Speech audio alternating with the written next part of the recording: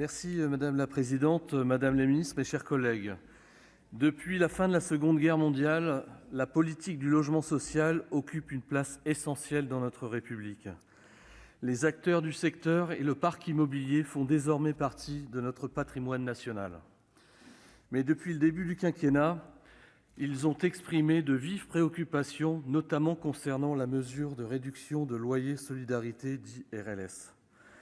Cette mesure adoptée dès la loi de finances 2018 consiste en une remise de loyer financée par les bailleurs sociaux. Son principal objectif est de réduire le coût des APL pour l'État. Il est aujourd'hui nécessaire d'ouvrir le débat sur cette mesure, et ce pour au moins deux raisons. La première, c'est le recul dont nous disposons aujourd'hui pour évaluer cette mesure.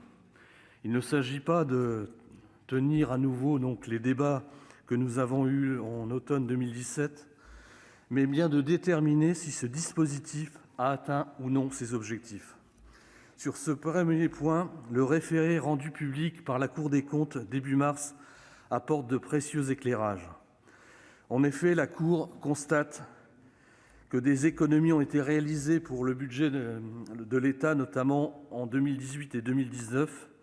Elle constate également que ces économies ont été moins importantes que les objectifs initiaux, entre 800 et 900 millions d'euros contre 1,5 milliard initialement prévu.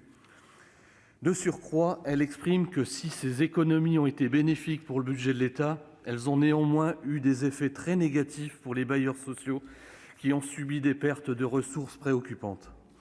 La seconde raison qui justifie ce débat tient à l'impact de la crise sanitaire. En effet, le logement social est actuellement durement impacté. Le gouvernement a annoncé la stabilisation de la RLS jusqu'en 2022, mais force est de constater que cela ne suffira sans doute pas pour relancer le logement et les investissements. 2020 était une année noire pour le logement social. Un triste record a été atteint avec 90 000 logements agréés seulement au cours de l'année. On a même constaté un recul d'activité à deux chiffres dans certaines régions, notamment en zone tendue. Donc, compte tenu de ces deux éléments, évaluation de la mesure d'une part, crise économique d'autre part, il paraît légitime de remettre en question le dispositif de RLS et sa pertinence.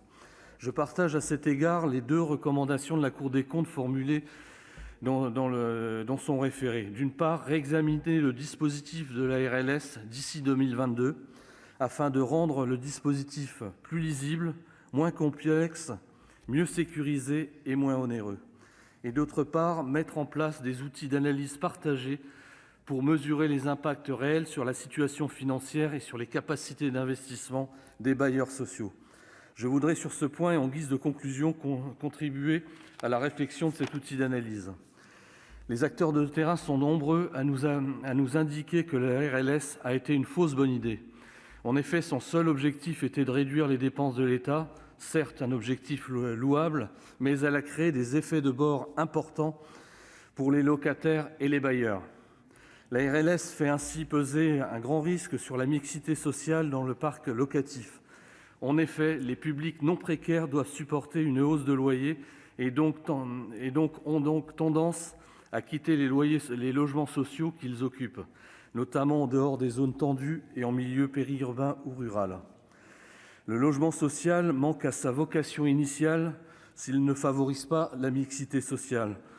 Je crois que nous sommes tous ici attachés à défendre cette mixité.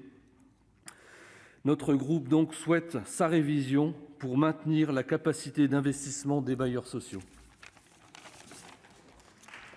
Merci, cher collègue. J'appelle maintenant